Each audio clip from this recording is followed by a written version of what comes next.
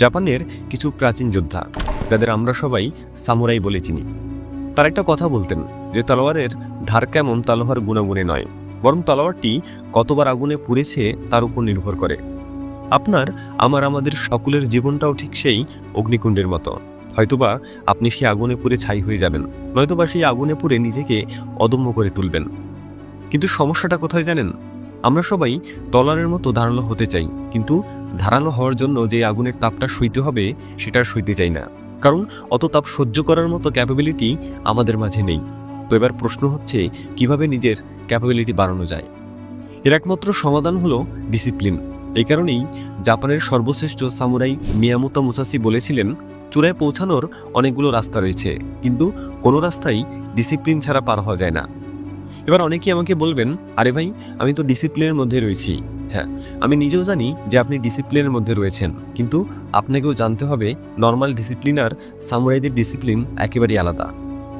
আপনি যে ডিসিপ্লিনের মধ্যে আছেন সেই ডিসিপ্লিন হয়তো আপনাকে তালোয়ার বানিয়ে দেবে, কিন্তু জাপানিজ সামুরাইদের ডিসিপ্লিন আপনার তালোয়ারকে ধারালো করে তুলবে। নগর বায়োস্কোপের আজকের ভিডিওতে আমি আপনাদের জাপানিজ সামুরাইদের এমন 8টি ডিসিপ্লিনের সম্পর্কে বলবো যা তাদের জীবনকে বানিয়েছিল অপ্রতিরোধ্য, যার একটি নিয়ম ফলো করে আজও সাধারণ একজন মানুষ অসাধারণ হয়ে ওঠে। আর এই নিয়ম ফলো করলে আপনার জীবনেও ভয়ঙ্করভাবে পরিবর্তন ঘটবে। আপনি আর আগের মতো সাধারণ কেউ থাকবেন না। তাই খুব মনোযোগ সহকারে শেষ পর্যন্ত আমার সাথেই থাকুন। নাম্বার 1, রিল্যান্টলেস প্র্যাকটিস বা অবিরাম অনুশীলন। মিয়ামোতো মুসাশি একটা কথা খুব জোর দিয়ে বলেছেন যে অবিরাম অনুশীলন আপনার মনের সব জঞ্জাল পরিষ্কার করে দেয়। কথাটা তিনি এজন্যই বলেছেন কারণ তাদের কাছে অনুশীলন বা প্র্যাকটিস কেবলমাত্র শরীরচর্চাই ছিল না, এটা ছিল এক ধরনের ধ্যান। এই কারণেই তারা ঘন্টার পর ঘন্টা প্র্যাকটিস করতেন। এক একটা মুভ, এক একটা স্ট্র্যাটেজি, তলোয়ার চালানোর এক একটা টেকনিক তারা হাজারবার প্র্যাকটিস করতেন। আপনি তো ভাবছেন যে কেন দিনে হাজারবার তলোয়ার চালানো উচিত, কিন্তু সামুরাই যোদ্ধারা জানতেন ননস্টপ প্র্যাকটিস করার পর যুদ্ধের ময়দানে তাদের উপর যখন শত্রুর তলোয়ার নেমে আসবে, তখন তাদের মস্তিষ্ককে আলাদা করে ভাবতে হবে না যে আমি কি করব। তাদের শরীর নিজে থেকেই অ্যাকশন নিত। একইভাবে আমাদের জীবনের শত্রু হলো অলসতা, ভয় আর দ্বিধা। আমরা যখন কোনো কঠিন কাজ শুরু করতে যাই তখন আমাদের মন হাজারটা অজুহাত দেয়। আর এর কারণ জানেন? কারণ হলো আমাদের মন এই কাজের সাথে পরিচিত নয়। কিন্তু যখন আপনি সেই কাজটা প্রতিদিন কোনো বিরতি ছাড়াই ননস্টপ করতে থাকেন, তখন আপনার মস্তিষ্কের সেই দ্বিধা দূর হয়ে যায়। একটা সময় পর আপনার শরীর আর আলসেমি করার সুযোগ পায় না। তবে শুরুতেই বড় কোনো লক্ষ্য অর্জনের জন্য নিজেকে পাগল করে তুলবেন না। খুব ছোট একটা কাজকে আগে নিজের নেশায় পরিণত করুন। হতে পারে সেটা প্রতিদিন সকালে মাত্র 10 মিনিট হাঁটা।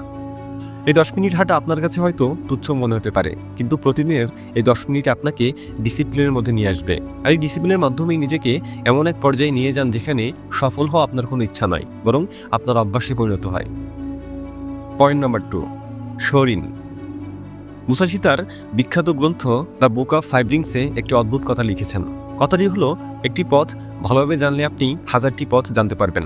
জাপানের একেই বলে শরিন বা বেসিক্সের উপর মাস্টার। কিন্তু আমাদের ভুলটা হলো আমরা সবসময় শর্টকাট খুঁজি। অন্যদিকে একজন সামুরাই যখন তলোয়ার চালানো শেখে, তখন সে মাসের পর মাস কেবল তলোয়ার ধরার কিভাবে দাঁড়াতে হয় তা শেখে। কারণ সে জানে যদি তার পায়ের তলা শক্ত না থাকে তবে পৃথিবীর সবচেয়ে সেরা তলোয়ার দিয়েও সে নিজেকে বাঁচাতে পারবে না। আপনার জীবনের সাথে সম্পর্ক হলো, ধরুন আপনি একজন লেখক হতে চান কিংবা পরীক্ষায় ভালো রেজাল্ট করতে চান, সে অনুযায়ী প্রস্তুতিও নিচ্ছেন, কিন্তু আপনি ঠিকমতো কলমটাই ধরতে পারেন না। বেশিক্ষণ কলম ধরে থাকলে আপনার হাতটা ব্যথা হয়ে যায়। এমন অবস্থায় ভালোমতো কলম ধরতে শেখাটাই আপনার বেসিক। আর একবার যদি আপনি বেসিকটা ভালোভাবে শিখে ফেলতে পারেন, তাহলে সব জায়গাতেই আপনি বাকিদের চেয়ে এগিয়ে থাকবেন। তাই সাফল্যের পেছনে দৌড়ানো বন্ধ করে সর্বপ্রথম মৌলিক দক্ষতা বা বেসিক স্কিলসের উপরে ফোকাস করুন। Point number 3, রেইহো। একজন সামুরাই যুদ্ধের ময়দানে নামার আগে সে 3টি জিনিসের সামনে মাথা নত করে, আর তা হলো তার গুরু, তার তলোয়ার এবং যে জায়গায় সে প্র্যাকটিস করে সেটি। একে বলা হয় রেইহো বা কাজের প্রতি শ্রদ্ধা জানানো। আপনি তো ভাবছেন একটি জড় বস্তুকে বা জায়গাকে সম্মান করে লাভ কি? আসলে এই সম্মানটা তলোয়ারের জন্য নয়, এই সম্মান হলো নিজের মনের জন্য। আমরা যখন কোনো কঠিন কাজ শুরু করি তখন আমরা ভাবি, ধুর, আবার এই কাজটা শুরু করতে হবে। এসব ভেবেই আমরা স্ট্রেস নিয়ে কাজ শুরু করি, আর সেই নেতিবাচক মানসিকতা আমাদের মনোবলকে কমিয়ে দেয়। কিন্তু সামুরাইরা জানতেন, আপনি যখন আপনার কাজকে সম্মান করবেন তখন সেই কঠিন কাজটা আর কঠিন থাকে না, ওটা হয়ে যায় আপনার ধ্যান। তাই আজ থেকে যে কোনো কাজ করার ঠিক আগে 10 সেকেন্ড একটি বিরতি নিন, একটি গভীর শ্বাস নিন এবং মনে মনে বলুন, এই কাজটা করার সুযোগ পাওয়ার জন্য আমি কৃতজ্ঞ। আপনার টেবিলটাকে বা আপনার বইগুলোকে অবহেলা নয়, বরং ভালোবাসতে শিখুন। আপনি যখন আপনার কাজকে শ্রদ্ধা করবেন, তখন আপনার ভেতরে থাকা বিরক্তিকর ভাবগুলো দূর হয়ে যাবে। Point number 4, নিমুইন। আচ্ছা, আপনি কি সেই সব মানুষদের মতো যারা একটু কষ্ট হলেই হাল ছেড়ে দেয়, একটু গরম লাগলে এসি অন করে আর পড়তে বসলেই সোশ্যাল মিডিয়ায় ঢুকতে মন চায়? যদি আপনি এরকমই হন, তাহলে সামুরাইদের এই 4 নম্বর নিয়মটি আপনাকে এক চরম বাস্তবতার মুখোমুখি দাঁড় করাবে। জাপানিজ ভাষায় একে বলা হয় নিমুই। একবার এক সামুরাই জেনারেলের রাজপ্রাসাদে দীর্ঘদিন থাকার পর হঠাৎ তিনি বুঝতে পারলেন তিনি ভিতর থেকে দুর্বল হয়ে গেছেন। এরপর তিনি কি করেছেন জানেন? তৎক্ষণাৎ তার বিছানায় আগুন ধরিয়ে দিলেন এবং কনকনে শীতের রাতে পাথরের মেঝেতে শুধু একটা মাদুর বিছিয়ে ঘুমোতে শুরু করলেন। এমনটা করার কারণ হলো যাতে তার মস্তিষ্ক আরামের গোলাম না হয়ে যায়। তারা জানতেন যে মানুষ স্বেচ্ছায় কষ্টকে সহ্য করতে পারে, তাকে পৃথিবীর কোনো ভয়ই আটকাতে পারে না। Point number 5, গামান। আমাদের জীবনে যখন কোনো সমস্যা আসে, তখন আমরা অভিযোগের পাহাড় সাজিয়ে বসি, ভাগ্যকে দোষ দেই, মানুষকে দোষ দেই। কিন্তু সামুরাইরা তা করতেন না। জাপানে একবার একটি যুদ্ধে কিছু সামুরাই শত্রু দ্বারা বেষ্টিত এক দুর্গে আটকা পড়ে গিয়েছিলেন। অন্যদিকে তাদের দুর্গের ভিতরে থাকা খাবারও শেষ হয়ে গিয়েছিল। এভাবে দীর্ঘ সময় কাটানোর পর ক্ষুধার জ্বালায় তারা শুকনো ঘাস চিবিয়ে খেয়েছিলেন। অবাক করার বিষয় হলো, এমন পরিস্থিতিতেও তাদের মুখে কোনো অভিযোগের চিহ্ন ছিল না, কেননা তারা জানতেন পরিস্থিতির উপর তাদের কোনো হাত নেই, কিন্তু সেই পরিস্থিতিতে তারা কেমন আচরণ করবে তা পুরোপুরি তাদের হাতেই রয়েছে। অন্যদিকে কিছু একটা হলেই আমরা ভেঙে পড়ি, দুনিয়াকে আমাদের দুঃখের গল্প শোনাই। কিন্তু সামুরাই ডিসিপ্লিন আমাদের বলে, তোমার কষ্টকে কখনো অন্যদের কাছে বিজ্ঞাপনে পরিণত করো না। Point number 6, Zain. আপনি অন্যদের সাথে মিথ্যা বলেন কিনা তা আমি জানি না, কিন্তু নিজের সাথে প্রতি মুহূর্তে মিথ্যা বলেন তা আমি জানি।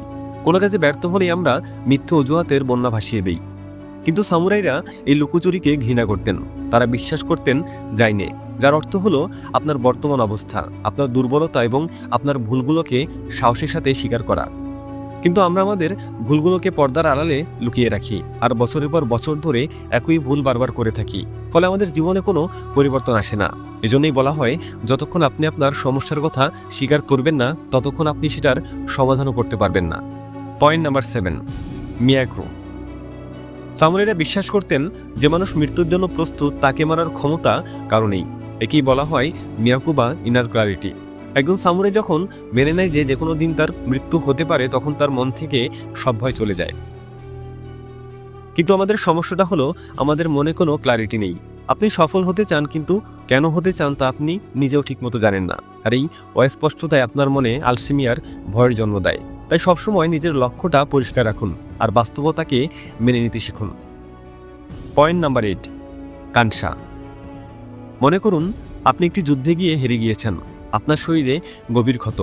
এমন পরিস্থিতিতে আপনি নিশ্চিতভাবে আপনার ভাগ্যকে অভিশাপ দিতেন। কিন্তু আপনার জায়গায় যদি একজন সামুরাই যোদ্ধা থাকতো, তাহলে সে তার শত্রুর সামনে মাথা নত করে ধন্যবাদ জানাতেন, কারণ তার সেই শত্রুই তাকে নিজের দুর্বলতা চেনার এবং আরও শক্তিশালী হওয়ার সুযোগ করে দিয়েছে। জাপানিজ ভাষায় একেই বলে কানসা।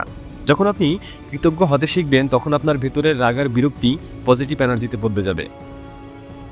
বন্ধুরা, শুরুতেই বলেছিলাম চূড়ায় পৌঁছানোর অনেক পথ থাকতে পারে, কিন্তু কোনো পথই শৃঙ্খলা ছাড়া পাড়ি দেওয়া যায় না।